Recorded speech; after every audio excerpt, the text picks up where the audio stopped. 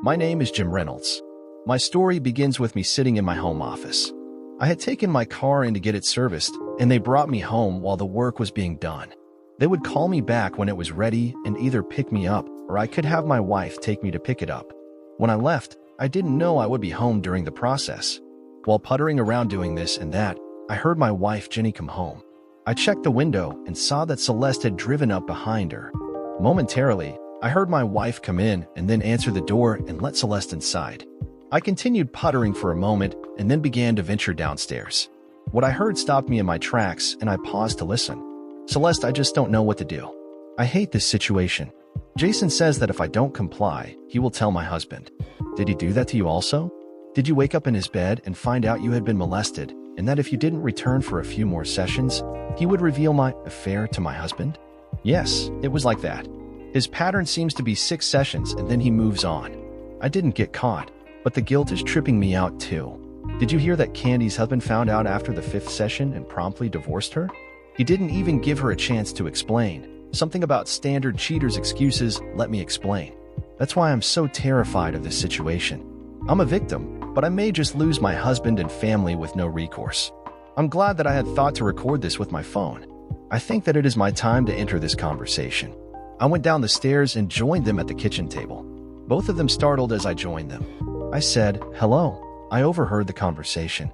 Did he use GHB or something else? I don't really know. I was nursing my Virgin Mary.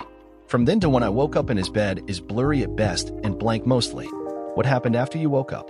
I think he used smelling salts to bring me around, and after that he showed me some selfies of us in various positions and the fact that he had my phone number and email and your phone number and email in his phone. Then he gave me a Coke to clear my head and drove me back to the club. On the way, he told me that I would be making return trips to his house or he would reveal my affair to my husband. He also gave me a key to let myself in. We arrived just before the girls were getting ready to leave. I asked, "Celeste, is that pretty much your story?" "Yes, it is, pretty much exactly." After the 6th session, he told me that I could go back to my husband now.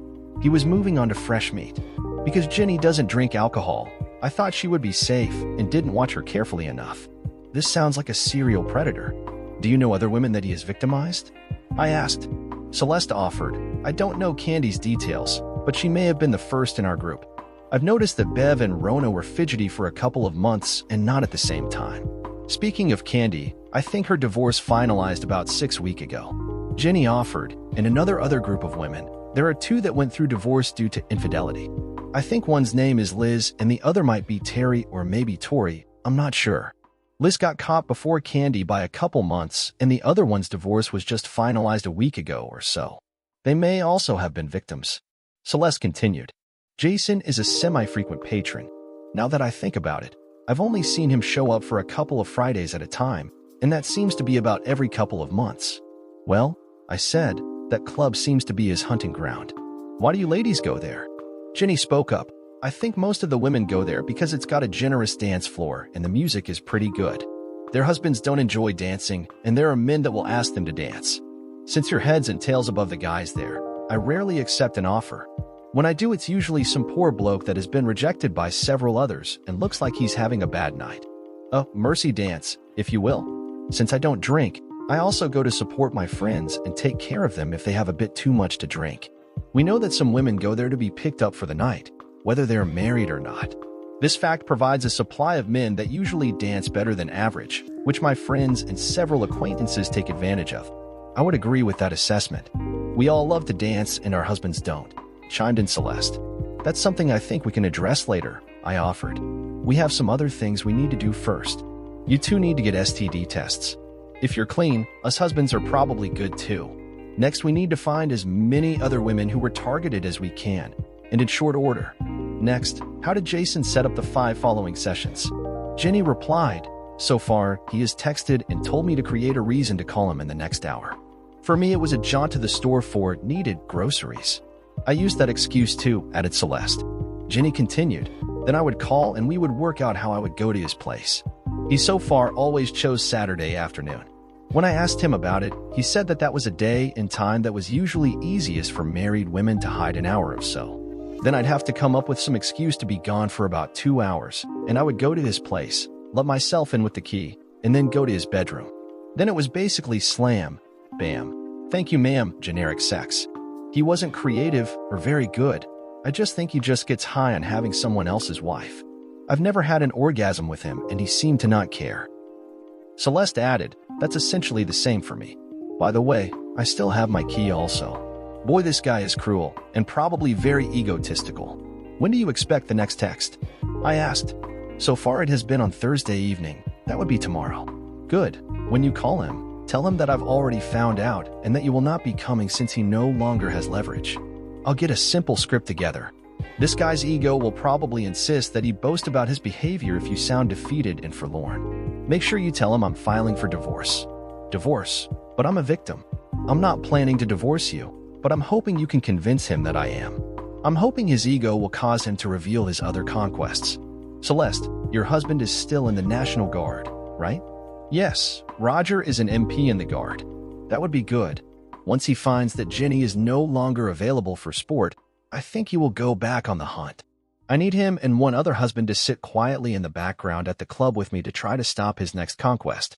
You could tell him that I need help to stop the predator that assaulted my wife. We'll leave your exposure for better evidence later. Can I leave finding the other women to you too? Start with the girls group. I can do that. I want this guy taken down so badly, but couldn't figure out how without a probable divorce, responded Celeste. Jenny asked, why do I need to be exposed? I need Roger, and whomever else we recruit, to have motivation before they find out that their wives were also victimized. I'm hoping that Jason will regale you with his exploits in the upcoming call.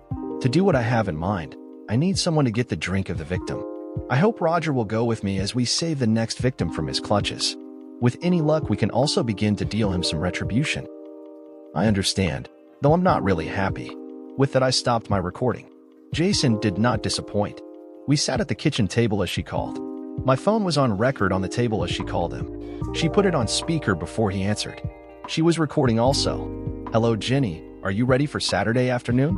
I won't be there. Jim already knows, and he started divorce proceedings. You are a monster. After a gleeful laugh, he continued. If he hadn't found out, I would have released you after our 6th session. Either way, I win. You asshole. Who else have you done this to? I worked my way through all of your group, Celeste, Janet, Denise, Bev, Rona, and of course Candy. I interspersed each of them with Sue, Julie, Karen, Tiffany, Taylor, and of course both Liz and Tori, who weren't smart enough to keep from getting caught. I only target married women. Since they have marriages they want to try to keep, they stay quiet.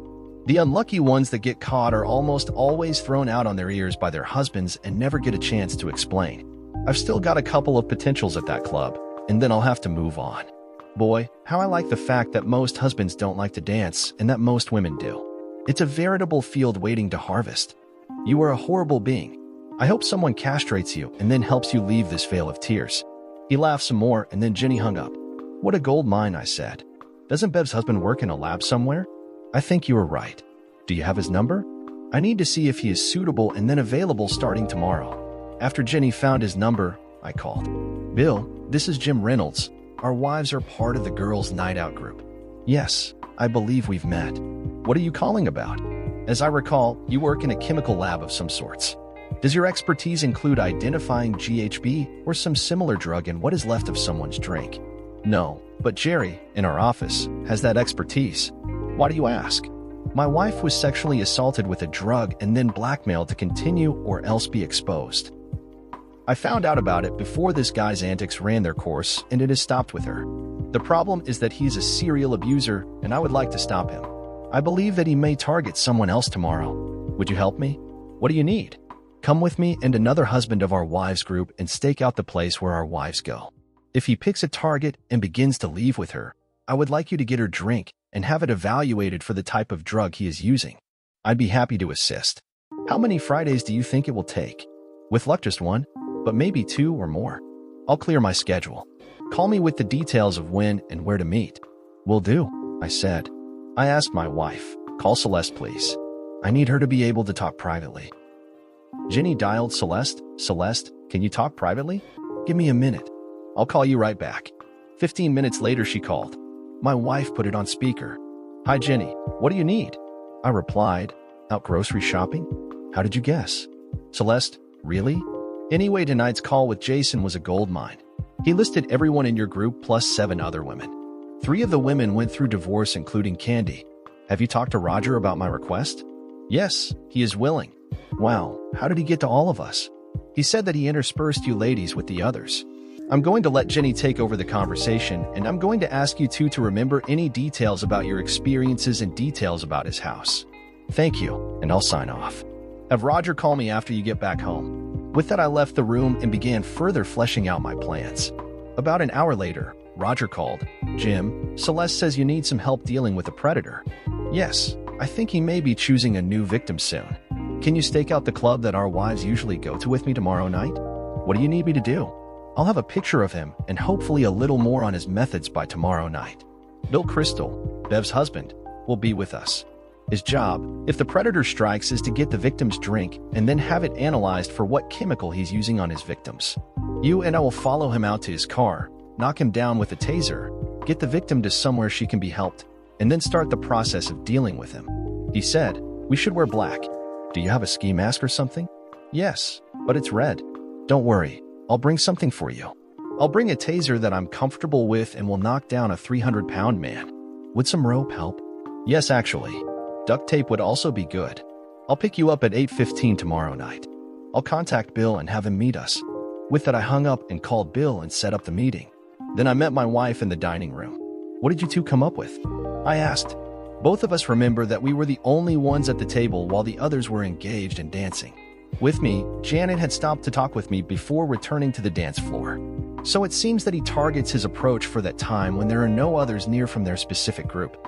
He did dance with each of us several times during the evenings before he approached any of us, and was a respectable dancer. He didn't even dance that close, so our radar was never really up towards him. I also noticed that he seemed to stop asking those of us in our group shortly before Candy's situation blew up. Do you have any pictures of him? Yes, I have several. Since I mostly didn't dance during our girls' night out, I would wander around taking pictures of the various men while they danced with us. Let me find them. With that, she started looking through the photos on her phone, and as we got some good ones that showed his face well and also his physique, from both the front and back, she sent them to me. Next, I want to ask about his house. Do you have his address? Yes, we looked on Google to make sure it was the right house. 666 Mockingbird Lane. It turns out that it was inherited from his grandmother. His parents died when he was a teen and his grandmother finished raising him. Celeste made small talk with him, hoping to find some way of exiting the blackmailed relationship, and found out these facts. It's an older house in an area that still has large yards. Nearest homes are maybe 200 yards away, and the one in the direction you go to his house is boarded up and vacant. What kind of stove does it have? I asked. It's a really old one. Once he was making tea when I got there, using an old tea kettle. There was a box of matches near the stove. I think you have to light it every time you use it. Was there a toaster? Yeah, one of those 4 slices, but only 2 slot ones. Now about his bed. What kind is it, and what about head and footboards? It's double-sized with old brass head and footboards. Very sturdy. That's it for my questions. What else do you think I ought to know? It was about 15 minutes from the club and about 20 minutes from our house in good traffic. It's sort of at the edge of town in a lower-class neighborhood, but still kind of a rural. I almost forgot. Did you ever see his car and remember it? It was Chrysler or Plymouth. One of those that looked old-timey on purpose. I think it was purple. When it came time for bed, we just held each other until we finally slept. Friday, at the appointed time, I picked up Roger and we went to the club. I had bought a black hoodie to go with my black jeans, black stockings, and black athletic shoes. Roger was dressed similarly. When we got there, Roger drove around the parking lot and found the purple Point Cruiser in the back. As we examined the area, we noticed that it would be easy to get from the back door to his car without appearing on any of the cameras around the building. For being so arrogant, he had planned this part of his routine well. By the time any of the cameras would catch sight of him, he would already be in his car, driving with a passenger. We parked next to his car, backing in. As we went to the entrance, I showed Roger the pictures of Jason. I had already moved the ones of him dancing with Celeste to another folder. Shortly after we got to the front of the building, Bill arrived. We had him park wherever, and then he joined us and headed in. I showed Bill pictures of Jason, having also moved the ones of him dancing with Bev to that same other folder. Still, we had enough good photos to recognize him shortly after we entered. We chose a table in the back where we could see most of the club and all of the ladies that were near the dance floor. I briefed them on the details that my wife had given me about his probable behavior patterns. I intentionally did not credit Celeste for any of this info. And thus, the stakeout began. We noticed several of the men approach ladies and asked them to dance. Jason was very average in appearance and seemed to give the lounge lizards first dibs. He did seem to be buddies with several of them. He did ask the other ladies to dance after the lizards let them go back to their seats. We did notice that he never attempted to dance with about half of the women there. As we watched, the other two mentioned that they wished they could dance as well as the guys out there, but were too intimidated by previous experiences with their own wives. Yes, that part of the plan will work in the future. As we watched, there were 3 women that got up and each left with one of the lizards. 2 of them were wearing wedding rings. We noticed that another pair of ladies were both wearing wedding rings and that one of them was being asked to dance frequently.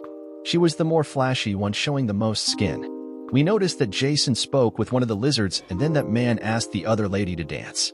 While she was on the floor, Jason wandered by their table and seemed to hover his hand over the lady's drink for a moment. I said, "I think we have a victim. Let's see how this plays out." The lady returned and took a strong swig of her drink.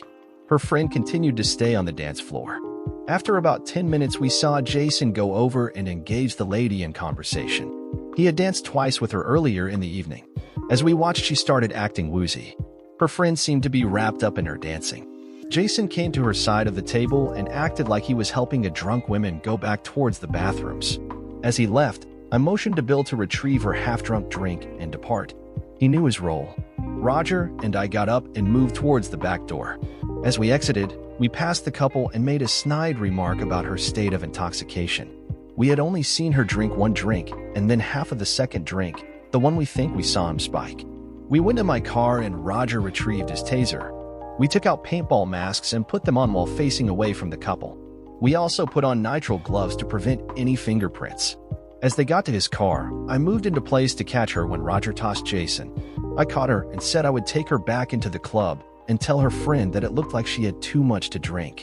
Roger took out a bandana that I had prepared with a cutout for a nose. He put it on Jason and then wrapped duct tape around his eyes and mouth with the bandana protecting his face from the sticky side of the tape. He wrapped Jason's hands with tape with the hands in an approximate folded position.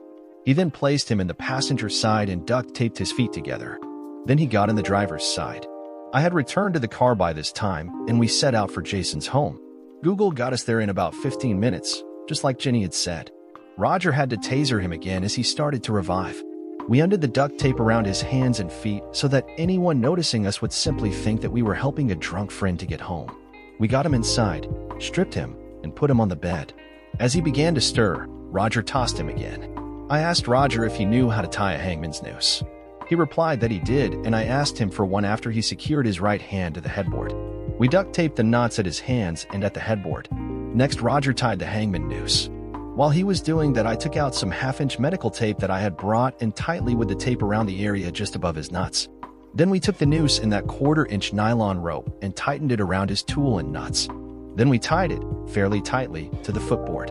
Again, we duct taped the knots on the footboard. Boy, I think I never want to get on your bad side. For an otherwise quiet guy, you've got a real vicious streak, said Roger. I quickly examined his home and took a few salient pictures. Let's get out of here, I said, and we got into my car and went home. On the way to Roger's house, I spoke up. Roger, he drugged his victims and then sexually assaulted them. When they woke up, he blackmailed them to return or he would reveal their infidelity to their husbands. It seems the intimacy was nothing but him getting his rocks off, but progressed from vanilla intimacy to include a BJ. After that, he would let them go back to their husbands. He only targeted married women. I think he was just notching his belt, so to speak. Tell me how you would respond if that happened to Celeste? It would hurt, but I think I would be more concerned with my wife's trauma. Even if she completed his course and he sent her back? I queried. She would have been blackmailed, right? How could you not look at your wife as a victim? That's been my thoughts exactly. I dropped him off and went home to my wife. How did it go? She asked. We managed to save a woman from his clutches, and we hope we sent a strong message to not do that again, but we know he's not right in the head, so he will probably go back to his regular tricks before long. Oh, and it would probably be best not to ask what we did. Suffice it to say that he has suffered no permanent damage at this point. We didn't even beat him up, just left him in a sticky situation. Celeste and I went to a doc in the box and got tested on Thursday morning. We should have results before next week is over.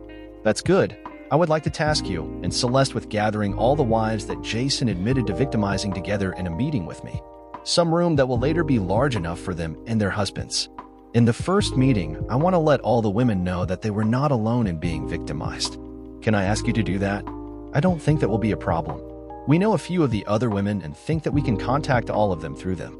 I'll get together with Celeste tomorrow. Up for a good cuddle? You know it. I responded, and we went to bed. Wednesday brought 3 pieces of news. Bill contacted me with the lab results. GHB at a dosage that was too close to being dangerous for comfort.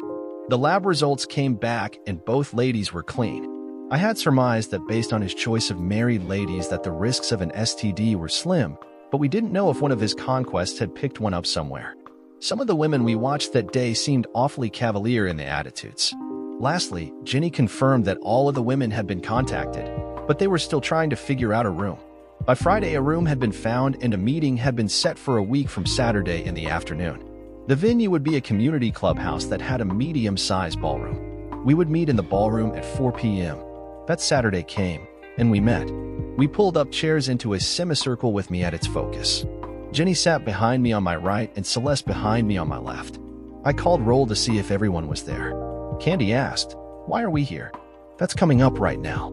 I turned on a small boombox and made sure that my phone was connected through Bluetooth and played the audio clip of me discovering Jenny's problem. I played it up to the point that I asked, "This sounds like a serial predator. Do you know other women that he has victimized?" I then asked all the women in the room if they had a similar experience to raise their hand. Mouths dropped open in astonishment as everyone raised their hands. "How did you know?" asked Tiffany. "Many of us aren't part of your wife's circle." I played the phone call. They were speechless. After a moment I spoke, "I would like to meet together with all of you again with your husbands present, especially with the ex-husbands. I know that Candy's husband never gave her a chance to say anything. I assume that the other 2 were similar idiots." There was a snicker as I said the word idiots. "I would like to play the same audio files as I did for you and have you out yourselves to your husbands, not for infidelities, but as victims of a serial sexual offender. I've already spoken to Celeste's husband, without outing her, and he expressed feelings like mine. I would then like to propose a fix for this imbalance in all of your marriages. Please don't ask what yet. I think it will be better to hear it at the same time as your husbands." They visited with each other for a bit, and then Candy spoke up. "How do I get my ex-husband to show up?" I asked. "Your husband Rocky is ex-Special Forces, correct? Roger should be able to get him to come. I'll add my impetus also if needed. He doesn't need to know that you will be here. Are there any husbands that could get Liz and Tori's husbands here?" Tiffany spoke up. "Those of us who are not in your particular girls' night out group will get together and figure it out." "To whom do we owe this meeting space?" I asked. Taylor spoke up. "That would be me. Can we get this room again in, say, 2 weeks? Same time?" "I think so. I'll confirm it with your wife. How about the rest of you? Will that work?" Sue spoke. "It works for me, and I'm sure I can get my husband here. The guilt is killing me, and I want desperately to regain a sense of closure and normalcy." The rest of the women chimed in the affirmative. The divorced ones looked hopefully at me, and I smiled back. The next week and a half was a flurry of activity. The room was confirmed, and by the Wednesday before the Saturday meeting, all attendees were confirmed. Saturday, Jenny and I showed up early, and we set up an old home theater system that we still had. It was stereo and had 200 watts of power. I had experience that it would sufficiently fill this room with sound. Then Jenny and I began setting chairs around in a semicircle with 2 chairs at the focal point for me and my wife. Next, we placed papers on the floor indicating which side of the semicircle was for men and which was for women. We had split the semicircle in 2 with about 4 feet separating the sides. As the couples began to enter, they looked puzzled but settled into a seat in their respective area. After everyone was in place, except the 3 divorced ladies, Jenny led them in from the side room where we had asked them to wait. As they walked in, Rocky said in a louder voice than needed, "Hey, what is my ex-wife doing here? What are you trying to pull here?" The other 2 yahoos piped in together almost in unison. "Yeah, why are they here?" I replied, "If your assholes would be quiet, I'm about to get to that." I then played the first audio file just as I had with the ladies. As Roger started listening, he heard his wife's voice and had a concerned look on his face that then turned into a knowing smile. "All right, he's really with me." I asked the men, How would you feel if this happened to your wife? Like Roger had earlier, they expressed that they would be concerned, but they would see their wife as a victim and work past the hurt. Are you sure? I asked. To a man, they said yes. Then I asked, ladies, how many of you have experienced this yourselves? The husbands' mouths dropped open as they saw their wives' hands go up. How many of the ladies in my wife's group were terrified of the consequences of your husbands finding out after what happened to Candy? All the women in my wife's group raised their hands. By this time, Rocky was bawling his eyes out. Who was the first to get a divorce of you other women? I was, replied Liz. Were the rest of you also terrified because of what happened to Liz? The rest of the women raised their hands. Now George, Liz's ex-husband, and Nathan, Tori's ex-husband, were blubbering just like Rocky. I now need to play another audio file. I played the phone call. All the men were hanging their heads in shame as they realized that their wives ventured into an unsafe environment because of their unwillingness to dance with them. Now we should share the blame. How many of you men don't like to dance because you felt inadequate and emasculated when your wife tried to teach you to dance by leading you? All of the men's hands slowly raised. Now, my wife, who does have a husband who can dance, became collateral damage while trying to support her friends. I could be short-sighted like you three and blame you all and cut myself off from you. Or I could see if I can rectify this situation. How many are willing to hear me out? All hands raised. All right, because we have three ladies who probably can't stand their exes right now, I'm going to ask each of you to pair up with someone who is not your spouse. I'm going to ask Liz to accompany me, and I'm asking Jenny to accompany Rocky, who is in the running for biggest jerk here tonight. Please move the chairs to the walls and clear the dance floor. All we will be doing tonight is seeing if we can walk on rhythm. Please take your partner and get in an oval shape. For you men, think of a dirt racing oval where all the turns are left. Men stand on the outside, ladies on the inside. Take your partner's hand, man's left and ladies' right. To begin with, I'm just going to count a cadence. This will not be a march, but a simple walk-in cadence. Men starting left and women starting on their right foot and 1, 2, 3, 4, 5, 6, 7, 8, 1, 2, 3, 4, 5, keep going, now. 5, 6, go backwards now. 5, 6, go forwards now. Keep going in that rhythm while I take a look at you. After a couple of moments, you may stop now. So far, so good. Now I'm going to play a song with a contemporary sound that has a moderate rhythm that is relatively easy to find. I started EXO's Mama on my laptop that I had connected to the home theater system. I had found a version on YouTube that didn't have the theatrical prelude, but started with the actual music. I counted to get them started and like before asked them to change direction a few times. Though we stopped, I, as the judge, am declaring that you are all capable of learning to dance. Are you willing to give it a go? What kind of time commitment would this require? Asked Bill. I can teach you enough to get by with most songs in about an hour and a half. You'll learn to dance about 4 to 6 inches away from your partner. As such, and because of the dynamics with the divorced persons, I'm going to ask you to switch partners often so that hopefully you will get to dance with everyone. This will benefit you in several ways. One is that you will be more focused on learning when you are not with your spouse, and you will also be mostly stepping on or being stepped on by people other than your spouse. This should make for fewer fights when you get home. At any rate, save the vertical couch dancing for your spouse. After that, you will probably need 2 to 4 more sessions to review, ask questions, and practice. I can manage that, said Bill. How about the rest of you? Surprisingly, we got a consensus. By the way, asked Roger, what do you mean by verticals couch dancing? That's what you probably did back in high school and what those lounge lizards tried to do with your wives at the club. You know, where you look like you were glued together from the knees to your shoulders. That got a bunch of snickers and giggles. Taylor, would it be possible to book this room for 4 weeks in a row, say at this same time? Yes, I think so. Does everybody agree? Lots of heads bobbed up and down. Can we start next week? Asked Celeste. Again, more heads bobbing. As we were gathering our stuff and saying our goodbyes, the 3 yahoos came up to me and Rocky stated, personally, I would like to off the bastard. I don't see the courts doing any of us justice in this case without adding to the trauma they've already experienced, and we feel so responsible for making a bad situation worse. Wouldn't it be better if he had a bad accident and everyone had a perfect alibi? You were special forces. I'm sure you could pull off something like that. Why don't you 3 figures out a way to meet discreetly with each other? I have some information that can help you sort things out, but I don't want to be anywhere near the planning. What I don't know, I can't tell to someone else. Contact me when you're ready. Don't wait too long. I think this guy will be up and running his scam again soon, and I would hope that we could nip it in the bud. Got it. I'll contact you. In the middle of the week, I got a call to invite me to come to Rocky's apartment in the evening after dinner.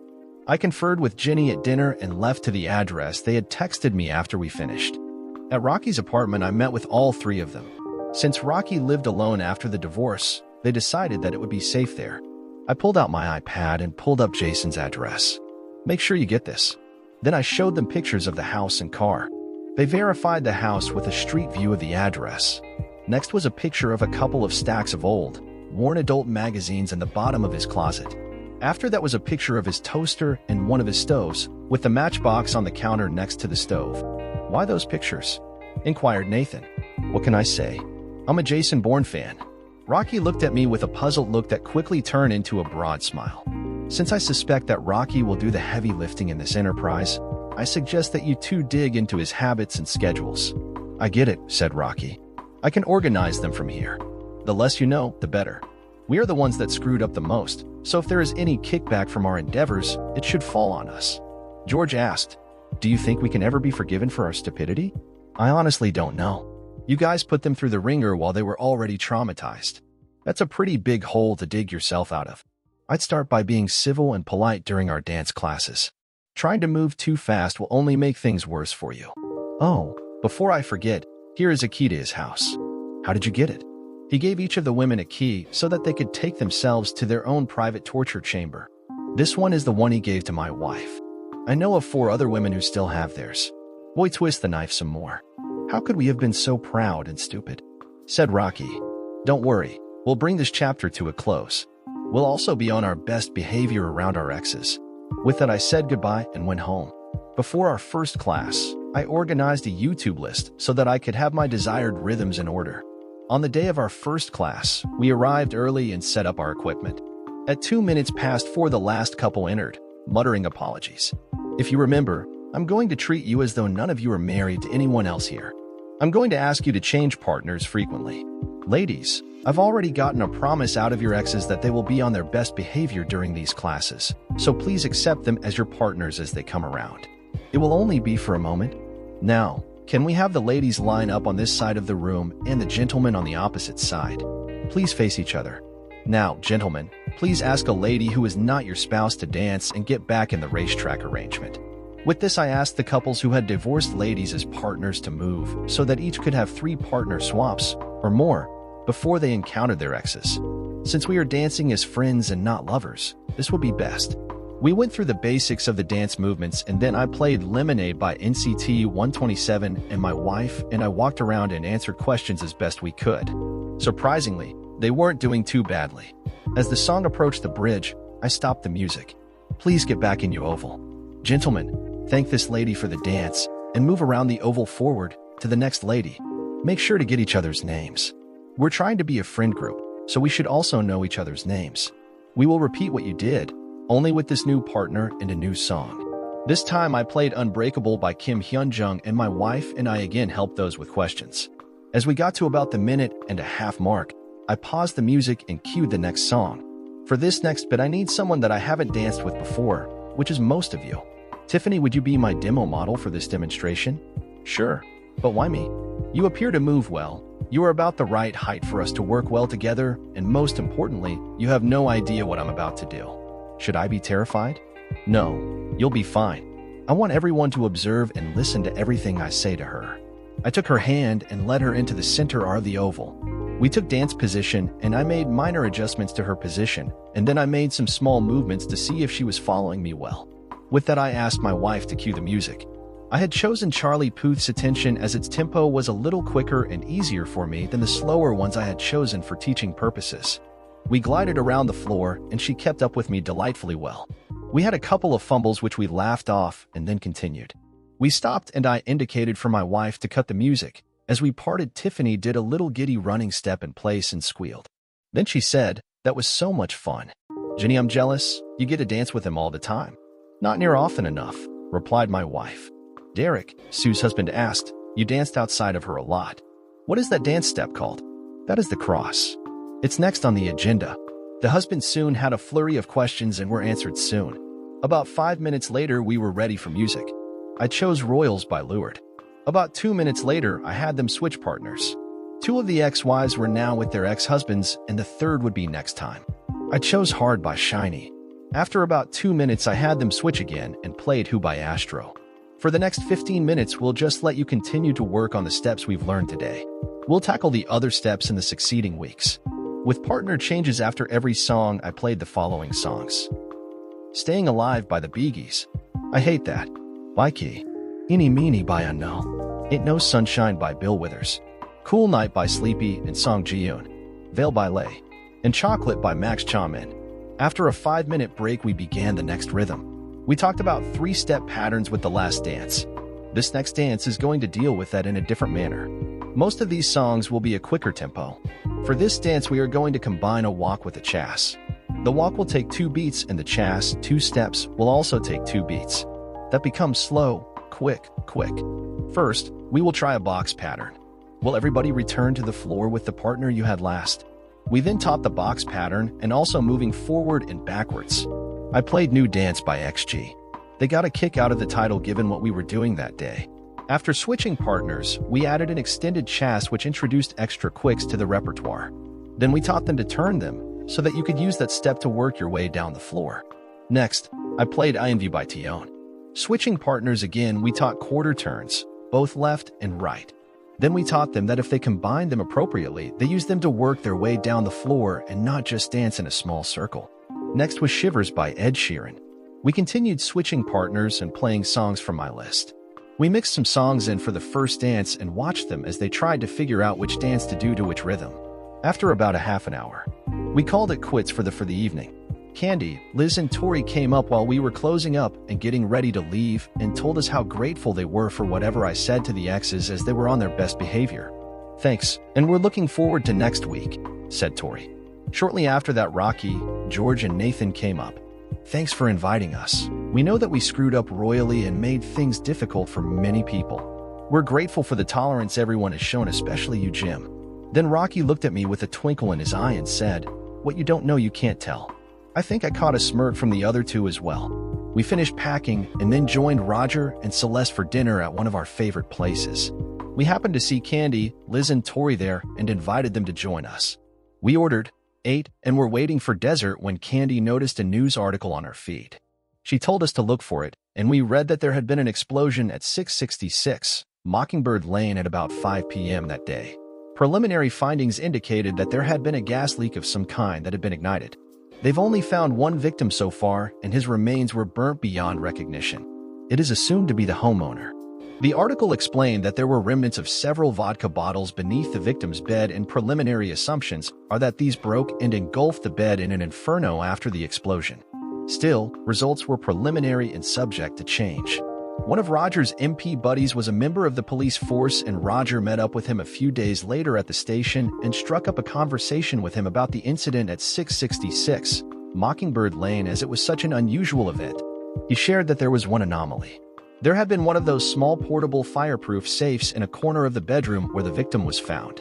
In it were several old adult magazines and man's tool, complete with the sack and nuts, bloody of course. The body was so badly burned that they had a hard time hiding the body, but the results of the DNA test matched the tool to the body. The other oddity in the safe was 15 of what looked like house key blanks. When his friend walked away for a moment, he took a photo with his phone of the evidence photo showing the man's tool. He thanked his friend, and they talked some more about the case. Eventually, the police chalked it up as an accident, although they never could explain the contents of the safe. They just couldn't find any leads. Any phones that he may have had were missing. When Roger showed the photo to Celeste and Jenny, they both concurred that it belonged to Jason. There was a birthmark on the top of his tool that both recognized. "Can you create a 4x6 of that on the printer?" asked Celeste. "Sure, why?" asked Roger. "Print it, and then scrub the photo from your phone. I'll show the photo to the ladies. I think it will help in the healing process. Once I'm done, I will burn it." We finished our dance classes and everyone was beginning to show some comfort on the dance floor. Next, we began having date nights at the 3 clubs in town that had decent facilities. I think it really helped the women to have their husbands with them when we went to the club where all the drama started. That was good. One night, about a year after we started to address the problem that was Jason, we were at the club when another couple walked in.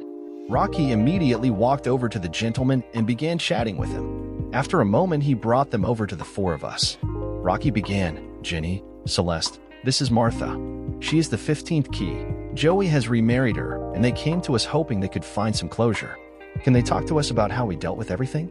Celeste let out a sharp whistle and gathered the girls around her and briefly explained the situation. Taylor piped up and said that there is a conference room in her clubhouse, and it is almost always open on Saturday afternoon. Should we assume 4 p.m. tomorrow? We all nodded in agreement. We all gathered in the conference room, thanked Taylor again, and began introductions around the table. When we finished, Martha asked those who had gone through divorce how they were doing. "All seeing our exes, but we're not ready for the long-term commitment yet," said Liz. Candy asked, "How did you two get back together?" "A little over a year ago, I returned to the area from where I had moved to and tried to come up with a plan to deal with the man who ruined my marriage. While looking over the property, I met Nathan. He told me the rest of the story. I nearly went catatonic when I realized what I had done to Martha. Nathan took me to meet with George and Rocky. They brought me up to speed and gave me a key. I asked when they were going to all be together again. The rest is a secret. As to how we got together, I was so horrified at what I had done that I basically groveled at her feet every chance I got. I wore her down after 4 months, and we started dating again. 6 months later, we got married again in a small, quiet civil ceremony. She was still feeling a malaise, so I thought of seeking you guys out to see if you could help her out." Candy spoke up. "Now don't you guys get any ideas. We're not quite done being mad at you." That brought up a few snickers. "Actually, it was Jim," said Roger. From the conversation he overheard, he understood that his wife and Celeste had been brutally victimized and blackmailed. He got Jenny to get Jason talking about who else he had victimized. With that, he recognized where things needed to be fixed and went about organizing it. Both Jenny and Celeste were incredibly helpful in getting things worked out. He, Bill, and I managed to save another woman from being victimized. "What? Why didn't we ever hear about it?" asked Tiffany. "Trust me, you never want to see Jim's vicious side. He wasn't permanently hurt as anyway, but I'm pretty sure that he felt more terror than any of his victims. Funny that. Last I saw him, he seemed scared of his own shadow," quipped Joel.